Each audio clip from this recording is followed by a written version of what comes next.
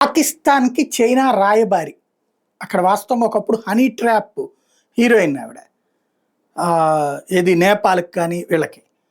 ఇది నేపాల్‌లో ఉన్నటువంటి రాయబారి. ఇక్కడ వేరే మగ రాయబారినే ఉన్నారు. తను ఇప్పుడు తాజాగా జర్దారి పాకిస్తాన్ ప్రధానమంత్రి నవాజ్ షరీఫ్ తమ్ముడైనటువంటి షాబాజ్ షరీఫ్‌ని కాకుండా అధ్యక్షుడైనటువంటి జర్దారిని కలిశారు. తద్వారా ఈ రాజకీయ నాయకత్వానికి ఎంత ప్రయారిటీ ఇస్తున్నారో, ఎంత వెధవల్లాగా చూస్తున్నారో అన్నది అర్థమవుతుంది. ఇక్కడ తను కీలకమైనటువంటి పాయింట్ పాకిస్తాన్‌కి చైనా మద్దతు అన్నటువంటి వీళ్ళు ప్రకటించుకున్నారు. కానీ అక్కడ వినబడుతున్నటువంటి లెక్క ఏంటంటే, ఇప్పుడు బెలూచ్ రెబల్స్ పెద్ద ఎత్తున అటాక్ చేస్తున్నారు. బెలూచ్ రెబల్స్ అటాక్ చేస్తుంది ఎవరిని? చైనా వాళ్ళని.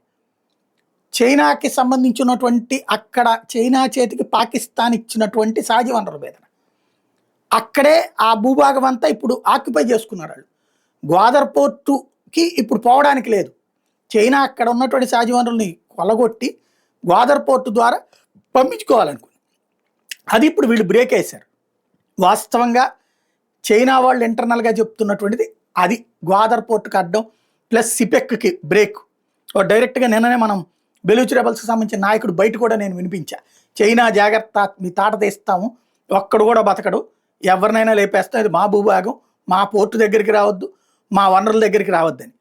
కాబట్టి దానికి కోసం మాట్లాడారని ఒక పక్కన వినబడుతుంటే, పాకిస్తాన్ లేదు లేదు మాకు చైనా సహకరిస్తానని చెప్పి మద్దతు ఇస్తానని చెప్పింది అన్నట్టు. చైనా మద్దతు ఉంటుంది, పరోక్షంగా ఉంటుంది, యుద్ధంలోకి అది పాల్గొంది.